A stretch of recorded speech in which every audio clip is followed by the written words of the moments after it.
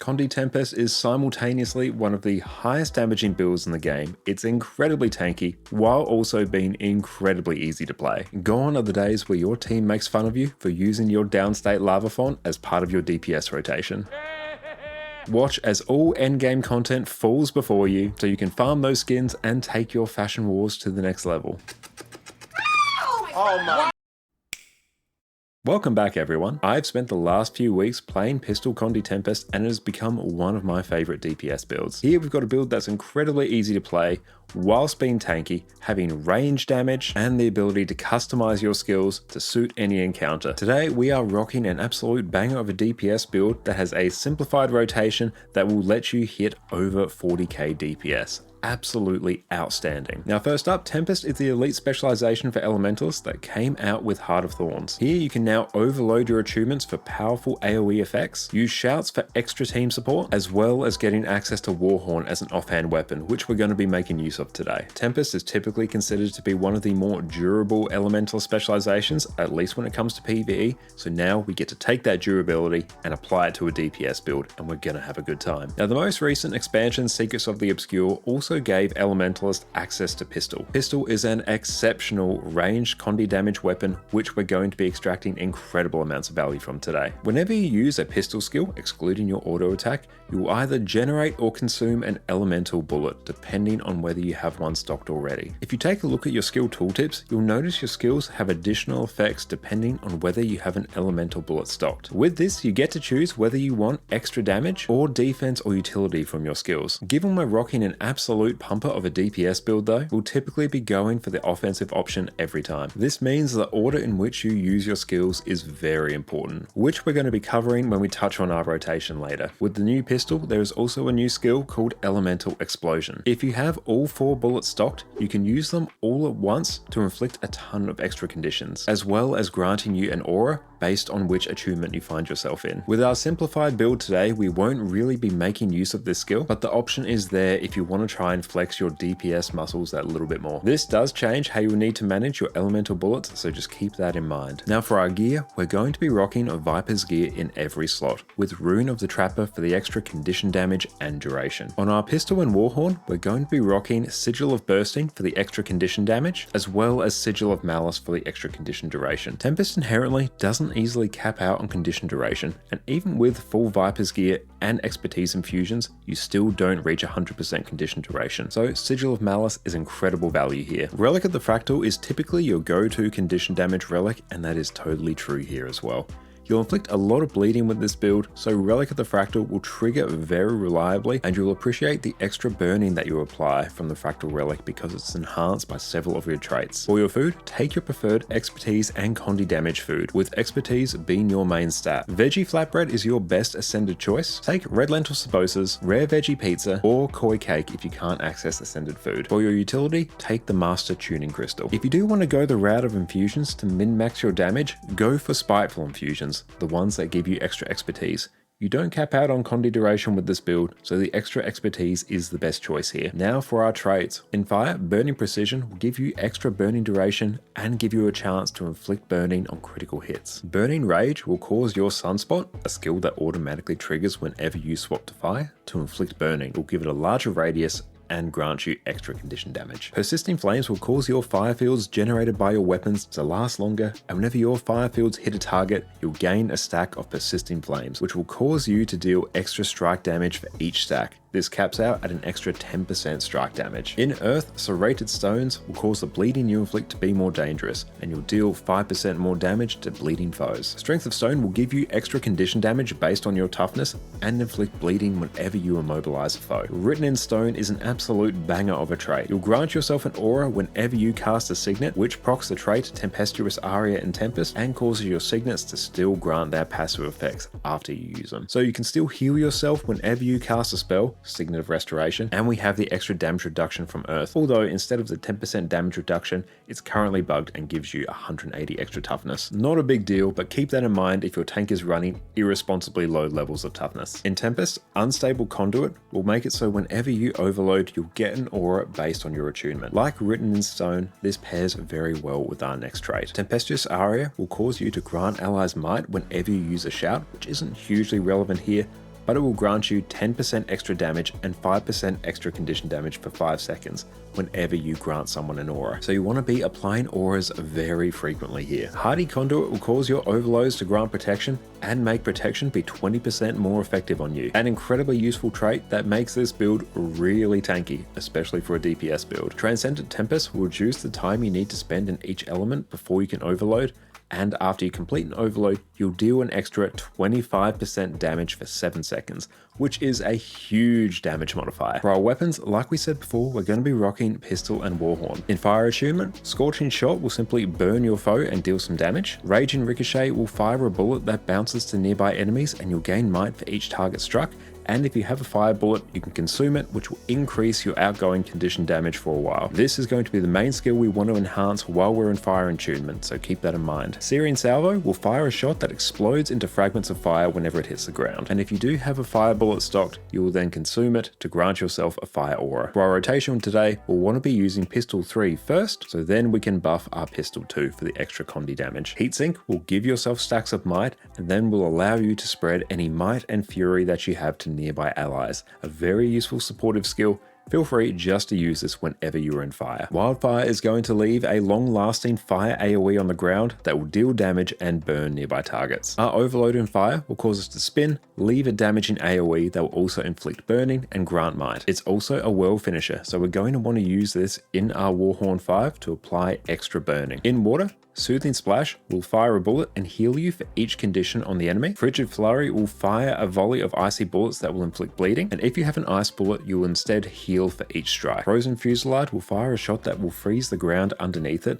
and will also grant a movement speed increase to nearby allies while slowing the enemy. And if you have an ice bullet stocked, you'll deal extra damage as well as inflict 5 stacks of bleeding, which is incredible value for you as a condition damage build. This is the skill that you're going to want to buff when you're in water with Pistol 2. Tidal Surge will send out a wave that will apply regeneration and heal allies as well as knock enemies back, so a good bit of Defiance bar damage. Water Globe will fire out a watery orb that will heal allies as it travels along. Again, some extra healing, a nice bit of extra support. You won't typically be using Overload Water as part of your DPS rotation, but it will grant you a Frost Aura, grant some useful boons, and heal allies. So the option is there if you do find yourself in water for a little bit longer than you typically like. In air, Electric Exposure will simply deal some damage and apply vulnerability to enemies. Dazing Discharge will fire a shot that will daze your foe and apply some vulnerability. And if you have an air bullet stocked, you can consume it to reduce the cooldown of your next pistol skill. This is quite useful because you can use it to reduce the cooldown of some of your longer duration pistol skills. We won't typically be making use of that in today's rotation. However, the fully optimized DPS rotation will make use of this. Don't worry about it today. This build is simpler and still works fantastically. Aerial Agility will make you dash and then fire a quick shot, and if it hits, you can dash again for a short period of time. And if you have an air bullet stocked, you can consume it to remove any movement inhibiting conditions on you. It's also an evade and a leap finisher. So if you're in air, you're typically going to want to use Pistol 3 to buff up your Pistol 2. Cyclone will fire a projectile that will pull enemies towards it, inflict some break bar damage, and grant some swiftness. Most of your break bar damage is going to come from using Cyclone in air and Tidal Surge while you're in water. Lightning Orb will simply launch an orb that will fire projectiles at nearby foes, as well as granting some vulnerability. We won't typically be overloading air with today's rotation, but you'll summon down lightning strikes to target nearby enemies, and when it's complete, you will apply a shocking aura, which will let you stun nearby foes whenever they attack you, apply some vulnerability, and grant some protection. Now, Earth Attunement along with Fire is where most of our damage is going to come from. Piercing Pebble will deal damage and inflict bleeding. Shattering Stone will deal some damage, inflict bleeding, and cripple. And if you have an Earth Bullet stocked, you'll cause your next 3 attacks to inflict bleeding. So this is going to be the main one we want to buff. Boulder Blast will deal damage, inflict bleeding, and immobilize, which due to our traits inflicts even more bleeding. And if you have an Earth Bullet, you'll grant yourself some barrier. So we'll typically want to use Pistol 3 to buff up Pistol 2 when we're in Earth. Sand Squall will apply protection to you and nearby allies, and will also increase the duration of all boons currently on you and your allies, as well as give you a magnetic aura. A very useful skill, some extra boon extension, is a very nice bit of utility just given to your DPS build for free. So honestly, just use this off cooldown. Dust Storm will simply summon up an AoE that will blind enemies and inflict bleeding. Now, Overload Earth is another big source of your damage. You'll channel, deal damage, give yourself a magnetic aura, apply cripple, bleeding, immobilize, as well as protection and stability. An incredibly stacked skill. Now for our utility skills. Signet of Restoration is going to be your default heal skill and pairs great with the trait Written in Stone, which will let you retain your Signet passives when you activate them. The passive for this skill will heal heal you whenever you cast a spell, and you can activate it again for some burst healing. Signet of Fire will grant you some extra crit chance, which isn't overly relevant here. However, you can activate it for a large spike of burning around your target. You'll be wanting to use this off cooldown for damage. The passive of Signet of Earth will cause you to take 10% reduced damage, which is incredibly handy for Elementalist and ups your survivability. When you activate it, you will inflict bleed and immobilize your target. Here, the Immobilize will also grant you additional bleeding due to your trait Strength in Stone. Use this off cooldown again, but Signet of Fire is the higher priority. Glyph of Lesser Elementals, you'll simply activate this while in fire to summon some small fire elementals to attack your target.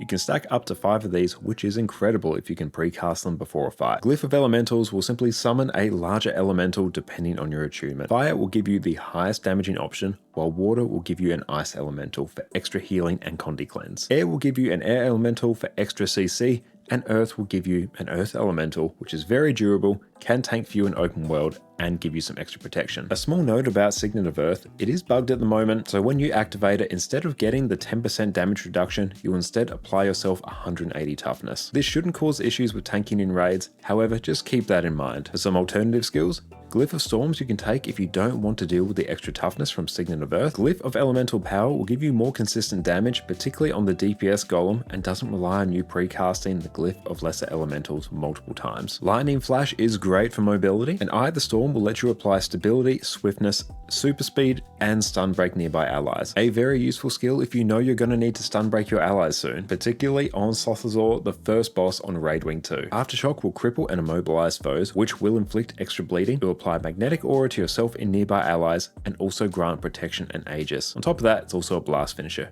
Great if you need to block some attacks. Rebound will apply a buff to your allies, which will cause them to ignore the next lethal blow and receive about 3k worth of healing. This is very useful on fights where you know there's going to be attacks that will one-shot people. This will allow you to bypass that. It will also apply an aura depending on which element you use it in. Now we'll cover our rotation. Rotations on Tempest have a reputation for being rather complicated, with over 20 skills that you need to manage at every point. However, today's is quite simple. We're going to be going through the rules of what you should be doing in each attunement, and then we'll piece them together for the full rotation. First up, we have to talk about your elemental bullets. When you use pistol skills, you'll either stock a bullet for the first skill you use, and then you'll consume it on the next skill that you use in that attunement, not including your auto attack. So your rotation is basically set up so that you'll use your more defensive pistol skill to generate a bullet, then use that bullet to buff your more offensive skill. This means that in each attunement, there is a specific order we want to use our 2 and 3 skills. For fire, air, and earth, we want to use pistol 3, then 2. In water, we want to use pistol 2, then 3. It's important to note that other build guides out there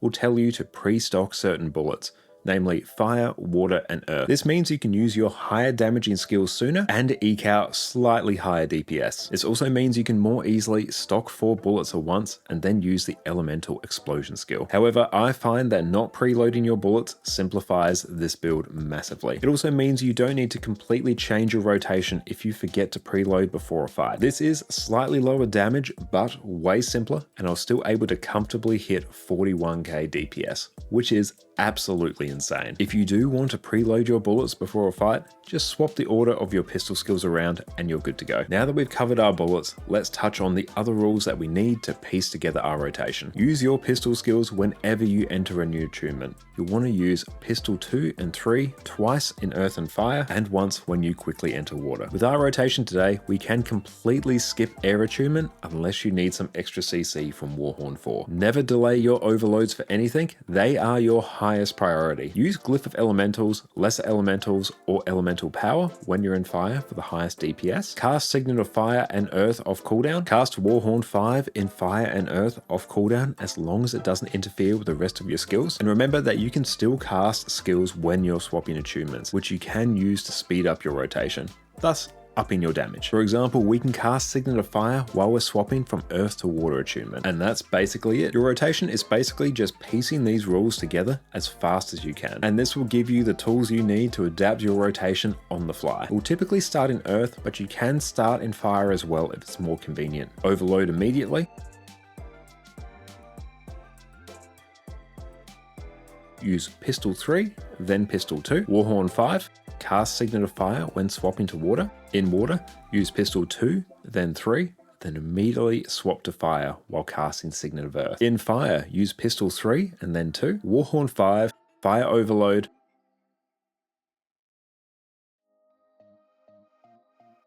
use whatever glyphs you have available, auto attack and wait for Pistol 3, use Pistol 3, then 2 a second time, swap back to Earth. From here, we basically just fall back on the rules that we mentioned before. Use Pistol 3 and 2 in Earth, use Signets off cooldown, overload as soon as possible, use Warhorn 5 off cooldown, but don't delay your overload, use Pistol 3 and 2 again while in Earth and Fire, then just start cycling between Earth, Water and Fire. Repeat this process until the boss is dead. Now for a final quick tip. If you end up messing up your pistol skills and leaving your attunement still with a bullet stocked, with this rotation you should never have a bullet stocked when you leave an attunement. Simply skip the first pistol skill when you get back to that attunement and you'll be able to correct your rotation. Keeping track of your stock bullets can be a bit tricky in encounters, but with this simplified rotation I found it far easier to simply look down at my buff bar, and if I see a bullet and I'm not immediately about to use a pistol skill, know that something has gone wrong and I need to correct it the next time I'm in that attunement. On the whole though, your rotation is basically just use Pistol 3 and 2 in the correct order, overload as soon as possible, use Warhorn 5 in Fire and Earth, use Signets off cooldown, do this as fast as possible, and you're good to go. And that, my friends, is everything you need to know about Condi Pistol Tempest. Here we've got a build that is incredibly simple to play, remarkably tanky for an Elementalist build. You've got range damage. This build is flexible, so you can tweak your utility skills to give your team protection, stability, and Aegis depending on what you need for encounters. And you also grant your team extra boons and apply boon extension to your team. So baked in utility for free on a DPS build is absolutely exceptional. So go forth, take your rightful place on top of the DPS charts, and let me know in the comments below what other builds you'd like me to cover. And with that, I'll catch you all next time. Cheers.